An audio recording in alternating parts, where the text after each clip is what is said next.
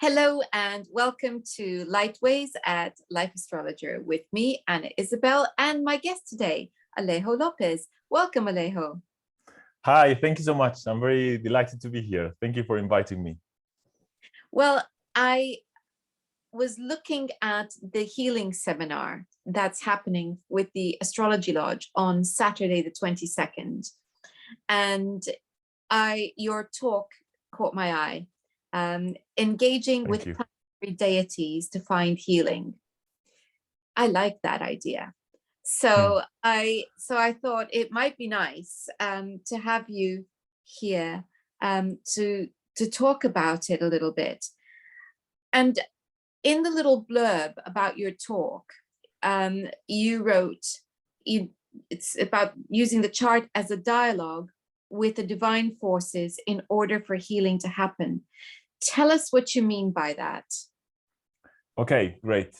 There are many things. I think this sentence opens up so many different aspects of what I think the consultation is about.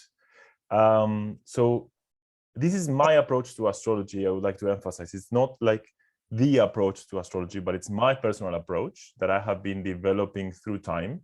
And for me, the chart is a special symbol, perhaps, or drawing that opens up different meanings. Now, when we interpret the chart, we are both changed by this consultation, the astrologer and also the person who is coming to the consultation. So one of the key things that I think happens when you do a consultation is that you don't know what's going to happen.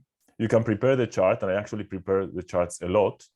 But when the consultation is about to start, you have to trust. I don't know what, if it's a higher force, if it's the gods or the planets or whatever that you feel that you can put your trust on. And you have to kind of take a leap of faith, perhaps, or something, because you don't know what the person is going to be like, who is going to come into your room, and what's going to happen during the consultation. You may have your interpretation and a hypothesis of who the person is and how the person will be playing this chart out, but you don't really know. So to me, it's a very creative space when we're doing the consultation. And the guides, the forces that are guiding us to build that consultation, I think is the chart itself, not so much the chart itself, but the powers, let's say, or the essence that this chart is calling, is pulling down into that room that you're holding with the consultation. So with a person who's doing the consultation. So I think that we suddenly were both kind of participating with these planets in these aspects in this particular chart, and with the transits that these planets are having. So we're kind of both jumping into this personal cosmos, let's say, of the person who's doing the consultation, and we're kind of trying to read what these planets are telling us. So when I say it's a dialogue with the divine or the chart or the planets in the chart, what I mean is that you cannot know how this chart is going to be played, and I think we need to be very, very much open to listening to the client and how he has experienced this chart, in order for us together try to hunt down whatever planet there is. So we're talking about Mercury. We're going to have together to kind of bring down Mercury. So we're going to have to talk with the client, but we're also going to have to talk to Mercury in a symbolic way, perhaps. It's not like I'm going to start praying, "Oh, Mercury, please come down to us." But you could do that. Like, for instance, it did happen in one consultation that I encouraged the person to get in touch with her Pluto. She was having a heavy Pluto transit. So and she was an astrologer. So we started kind of discussing. She wasn't an astrologer, she was studying astrology. So she knew what Pluto was about. And she was telling me, yes, I want to accept these changes that Pluto is bringing to me, but it's not so easy. And so we started discussing okay, what can you do in your life? And I mean, what symbolic gestures you can do in your life to tell Pluto that you welcome him, that even though you fear him, you welcome him to your life at this point, because he has something to offer, something like that. Yes. Does it make sense? It makes complete sense. And I think what you're talking about is engaging with the energies of that you're identifying in the chart, and which the client is identifying too. And of course, this is hugely important for therapeutic purposes, because we do need to identify what's there, what's missing, what we're struggling with, and we're engaging with that energy in order to create a space for healing. Yes, exactly. Yes. And I think the difficulty in accepting this perspective is that we need to assume that we don't have all the answers. We don't really know, like, all we can do is walk with the client this path, and perhaps point out to situations or events or people who may be helping this God manifest in their lives. But we cannot know everything that's going to happen, and sometimes we cannot even know exactly how to handle. I mean, what I believe is that there is my approach to the chart is that I have so much respect to each person's chart that we don't really, we need to, you know, we need to tread in very carefully when we tread into that space, because we're going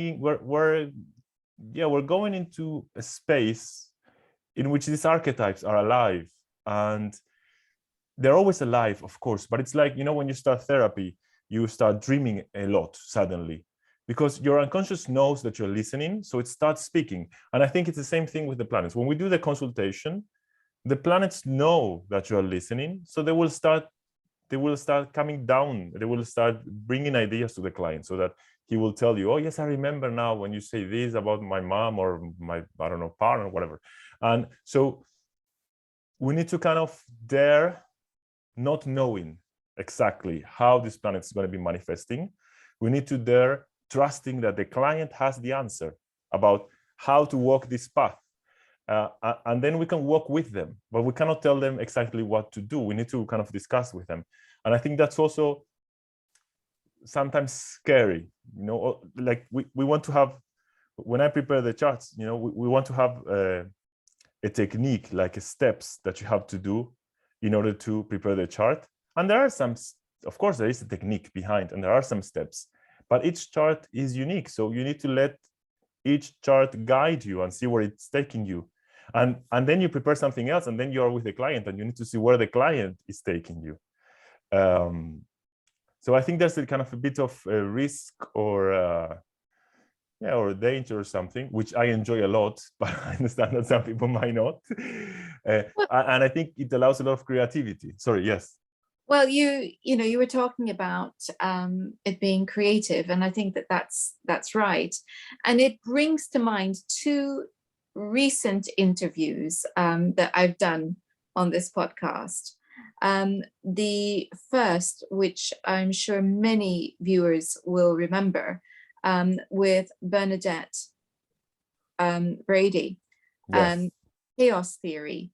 And we talked at length about the aspect of co-creation that is involved with that, and how astrology fits into it. And it really is about, identifying that energy and then working with it to see where it takes us. And that's living, and that's exciting. But the second interview was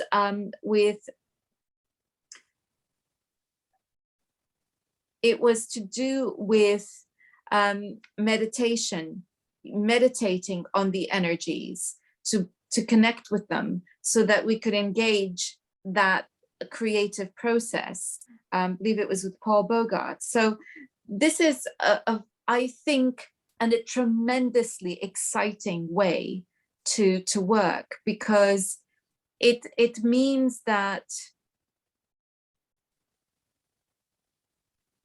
we're understanding the energies at a deeper level and actually allowing ourselves to be guided by them. And of course, what we're doing too is we're showing our clients how to do that. So it becomes a very exciting process. Yes, I agree. I would like to add that Bernadette Brady is my teacher. I'm doing the MA in cultural astronomy and astrology. So probably I'm very influenced by her ideas.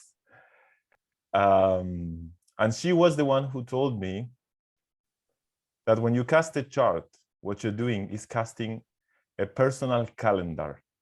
So time for all of us is the same, right? Today is, I don't know, this is the year 2022, and it looks like it's objective, but it's not. Time is subjective. And when you cast a chart, what you do is to cast the personal calendar of each individual. So you're going to see how time is not objective and how time is subjective. And when you start interpreting the chart, you are entering that calendar. So a lot of ideas that I have actually have been very much influenced by her. Yes, you are participating in this person's, like it's like each one has their own cosmos, which is the chart, and you're participating in that cosmos. And I think when you say that it's you allow like a deeper meaning, yeah, I think you allow yes, maybe more creativity in the way you approach life, and also the possibility of trusting the process. You know, I feel like sometimes clients come and they want to be fixed. I understand, it happens to me, I'm also human. There are some things of your chart that you don't like, you know, you say, oh, and you meet somebody who has, I don't know, something that you don't have, and you feel this planetary envy, like, oh, I wish I had that, you know. So there's kind of, sometimes we feel like something needs to be fixed in our charts. And I think part of the process also of doing the consultation is learning that there's nothing to be fixed, that this is who you are. So basically, the point would be to be able to cooperate with this instant of time that has been manifested in yourself, and to see how you can best express it. And I'm thinking, you mentioned meditation. I think like meditation helps a lot, accepting who you are, and it's like this balance, not like you were saying, this balance between acceptance and co-creation, right? Because it's not, I don't want it to sound like it's resignation. Oh, okay, I don't have any, I don't know, any earth in my chart, so I'm always going to have, I don't know, eating disorders, whatever. No, that's not the point. Of course, there is something to do, but instead of kind of wishing to have more earth, it's like, okay, let's see what the gods in my chart are proposing and how they can help me to find a balance. So yeah, I think it has to do something. It's like it's like the thread of a knife, to walk through life by accepting your chart and who you are and what transits you're having, and at the same time believing that there's something you can do, you can create out of that. So it's like a weird paradox, I think. Yes, I think so. I think ultimately, acceptance is liberating because it's not resignation. Acceptance is recognition. And once you have that recognition, you are free to move forward. And that's the crux of it. So we can use whatever language we like, but it always comes down to knowing and accepting who we are, and then working to be the best that we can be, and using the chart as a guide to help that happen, which of course is, you know, what most astrologers do day in and day out, is help people to do that.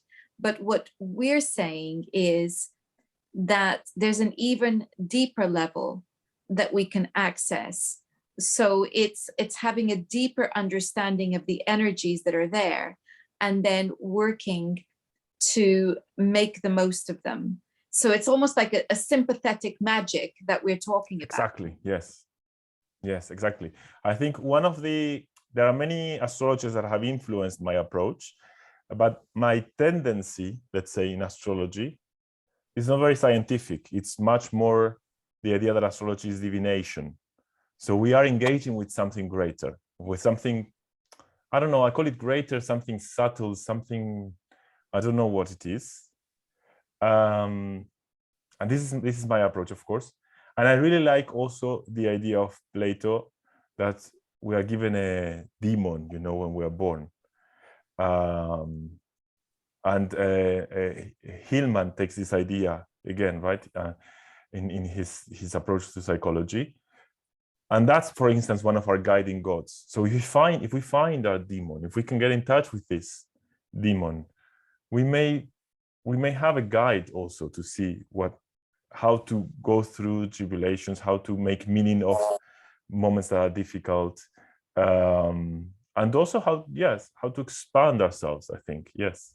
So, and yes, sorry, tell me. Yes. I think I might need to clarify what you mean by demon. Just okay. People are relating it to Satan, and that is not what we're doing. Okay. So there's this myth in the Republic, the myth of air, in which this soldier, he dies, but he's allowed to come back. So he sees what happens with the souls before they come to Earth. And many things happen, but one of the things that happen is that souls are given what he calls a demon. So demon, actually I'm in Greece now. Demon in ancient Greek was not a negative word. It simply meant a spiritual being or something like that. And this demon is a guiding spirit. So if you're a Christian, maybe you have like a guardian angel. So it's something like that. If you're more into shamanism, maybe it's like your power animal, something like that. So it's this kind of guiding force that knows what's your path, what's your pattern for life. So the souls, they choose their lives, they get the demon, and then they walk on the plains of oblivion, which is beautiful. It's beautiful poetry. And it's so hot that they drink the water from this river. And when they drink the water, they forget their lives. So when we incarnate, we don't know what is the pattern of our lives. We don't know what is our fate. But our demon, this guiding spirit, did not drink the water. So he knows, he remembers, and he's going to be the one guiding us. And it's a beautiful concept. And Hillman takes it back. There's this book, The Soul's Code, which is basically based on this idea. And he shows how like famous people or successful people, if you want to call it that, have followed their demon. And that's how they got there. So I think it's one of the things we need to do also. We need to, when we approach a chart interpretation. I also like to do a little ritual. You know, I learned this from Melanie Reinhardt. When you're going to do a chart interpretation, what I do is I look at the, this is very personal, so you don't have to agree, and perhaps some people will not like it. So again, this is my approach. So maybe maybe something is nice for you, and some things it will make more sense if you reshape it to your own approach.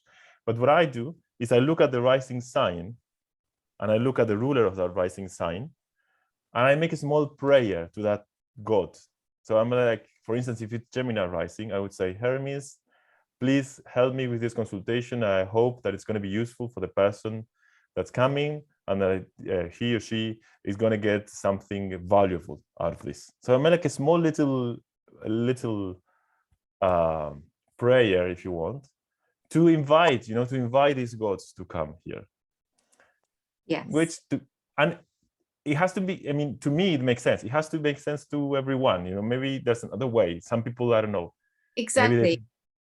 There are different ways, and you actually used the word invoke in the little blurb about the seminar. You were talking about invoking personalities to ask for help, and there are different ways we can do that. And it's an invocation is a direct engagement with the personification of an energy, and and other people will find other ways to do that, which I also like. So if you're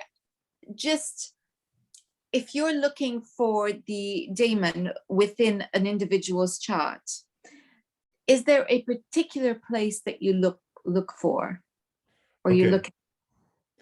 I know that there's a formula that traditional astrologers use to calculate the daemon. I learned this a few weeks ago, actually. I don't use it, to be honest. I don't know how it works very well, so I don't use it, to be honest. But I know there's a formula. So maybe if somebody that's watching this is a traditional astrologer and they're very keen on that, but they don't know about this formula, they can research on it. And because it's like like the part of fortune, it will give you like specific sign and house, and I guess you will look at the ruler of that sign. I mostly look at the ruler of the ascendant, of the rising sign. I think it's very like this driving force, because the ascendant symbolizes the beginning of life, the beginning of your life. So it's like, I always feel like we are kind of sons, daughters of the god that rules the ascendant. I feel like it's our kind of presiding deity. That's one of the things I look. I also, but of course it depends on the chart, but that's kind of one of the first things I look. I also pay attention if there is, of course, a rising planet. So maybe that would change that. Maybe that would also be one of your guiding gods or goddesses. And in general, if there are angular planets, maybe I would pay attention to that. But also, I think it's important when you have a singleton planet. If you have a singleton planet, like a singleton is a planet that is the only one of its quality. So, for instance, if you have only one planet on Earth, we were talking about Earth before, I would say, okay, and you have problems with dealing with Earth, then that planet is your guiding deity, maybe not for your whole life, but to dealing with that. So if you want to get better at the Earth, whatever Earth means, you can try to engage with that planet, ask for help to that planet. So do the things that planet is asking you to do, and because in your chart is on Earth, the ways you do that are going to be earthy ways. So you're going to start kind of learning how to be earthy. I don't know. That's my approach. Also, last summer I'm a tutor at the Faculty of Astrological Studies, and last summer in summer school, there was a beautiful workshop by Liz Hathaway, and she was talking about a similar idea, how to engage with the gods when they are transiting your chart. She wasn't talking so much about it. So I had experienced more this idea with the natal chart, and she had talked more about the idea of when planets are transiting the chart. And that's how I started incorporating that idea, which is, okay, try to find kind of small rituals that you can do to welcome this planet to your life. And she said something beautiful. She said, they were asking her, like, how do you know if a transit is going to be so impactful or not? How do you know, should you approach every transit like that? And she said, yes, you should approach every transit like it's a hierophany. This idea that the god will manifest in your life. And she was like, yes, you should approach every transit like something divine is approaching to your life. So welcome it. And I was really touched by this idea. And yeah, I think it's a great thing also to apply to charts. I more and more, this is the approach that I am very much, shall we say, engaged with. And sometimes, it's, even if you're just looking at it from a psychological perspective, and you take out any kind of mystical attachments to it, when you are doing that, if you are, let's say, doing a ritual to welcome Pluto or to welcome Jupiter, what you are doing is you're drawing your own attention to that energy. And therefore, because you are now awake and aware of it, you are going to engage with it in a much more productive and creative way than if it's just kind of there happening and you're not aware of it. On the other hand, you might say, yeah, but you're going to experience it whatever happens. And I'll give you a nice little example of this. I hadn't been paying attention to Jupiter in the last year. It's been sitting in my 6th house, which there, so no conjunctions there. It wasn't doing anything, very exciting in my chart, which is why my eye was somewhere else. But I had done a reading and it got me thinking about Jupiter. And I was thinking, well, when it was in my 5th, I felt it in this way. When it was in my 4th, I felt it in this way. I'm not sure I've really felt it in my 6th. And as I started to think about it, I started to think, oh yeah, but then look at what I've done here and look at what I've done there. And I was talking about it with my partner. We were out walking and he said, what do you mean you don't think you felt it very much? Look at all of this, and this. Oh yeah, well, thank you, Jupiter. It was much more subtle because it wasn't, okay, I would say maybe it was more of a passive transit because it wasn't transiting any planets. It was just sitting in my 6th house. And maybe that's why I hadn't paid much attention to it. When I looked back, I realized, oh no, it's had a huge impact on areas of my 6th house in a most beautiful way. And I look back and I think, well, if I had been paying attention, would it have been any different? And I don't know the answer to that. I'm not sure, because if anything, what I would say is the only reason you and I are having this conversation is because of the opening up that's happened since Jupiter is in my 6th, despite the fact that I wasn't aware of it.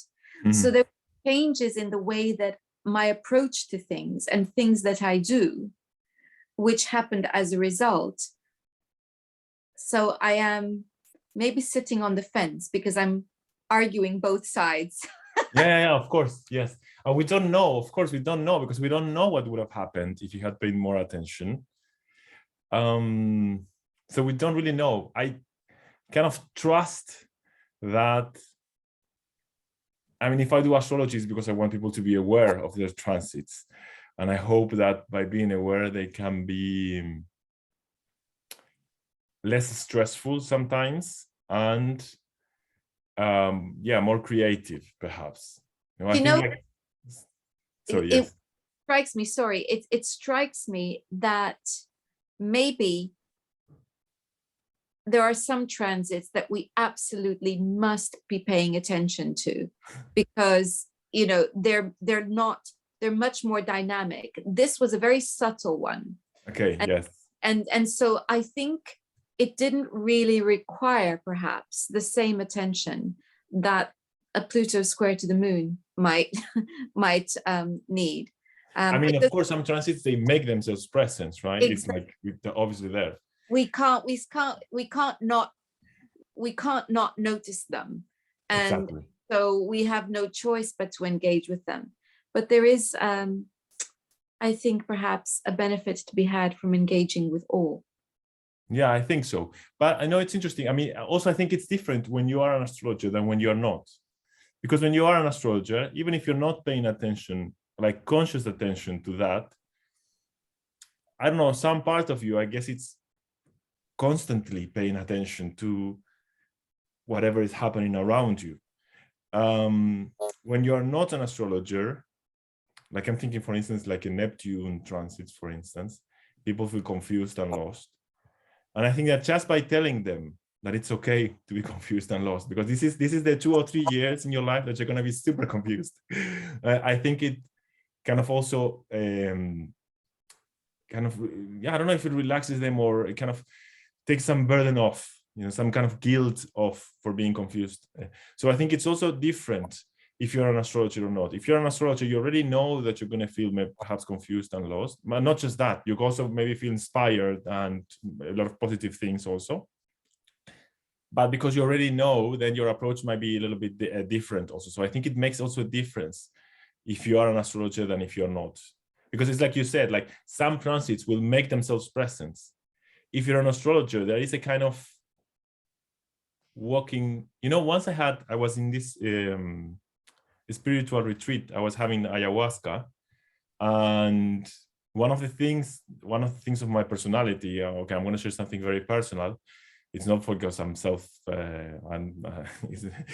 I'm usually very shy. I don't say anything personal, so it's good. It means that I'm very comfortable.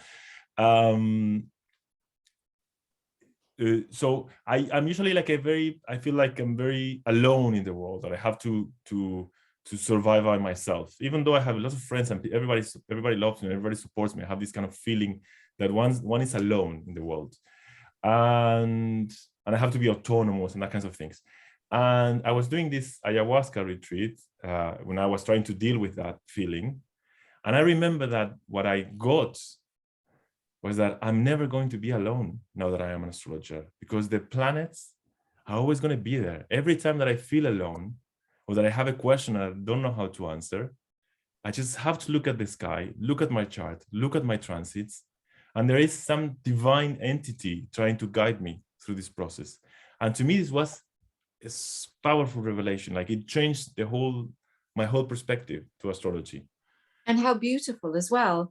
And I think actually what that puts me in mind of is, when we're talking about some transits being perhaps more subtle than others, in going back to your example of Neptune transits, each has something to teach us. And I think that the core of the engagement is to approach it with an open mind for learning, so that each transit is a gift. So that, yes, if you're going through Neptune transits, you may be super confused, but perhaps this is important because it's showing you that what you believed was reality isn't quite as clear-cut as you thought. And maybe there's a deeper reality that you're now being invited to discover, etc. And so if we embrace the transits in that spirit, and as you say, we're welcoming the gods in, then that humility is the thing that's going to open the door for growth and a growth at a deeper level, emotional, spiritual, in every sense of the word. Then transforms the chart reading into something that's quite magical, I think. So I very much like what your approach, and I can see the potential it has for healing. So I think people are going to need to join the seminar on Saturday, and I'm going to put a link to it on the description box so that everyone knows how they can join. And Alejo, if they want to find you, how do they do that? Okay, so my Instagram is Liminal Cosmos. So the best thing to find me right now is that, Liminal Cosmos. And also, if you're interested, we're going to start a podcast with a colleague, Fernanda Paiva, on the 2nd of February. But we haven't set it up yet, so I think it's anchor.fm/outofbounds. I'm not sure. So just go to Liminal Cosmos in Instagram and you'll have all the info there. Yes. Fantastic. Well, thank you. Thank you so much for your time today. It's a pleasure. Thank you so much. I will stay here talking hours with you about this. I think it's beautiful. I feel so inspired. I got some new ideas, but just by talking to you. Yes. That's brilliant, because that's exactly what Lightways is meant to do. It's meant to inspire. Thank you again. And thank you all for watching. Next time, we're going to be talking more about healing and astrology in a more physical way. Until then, goodbye.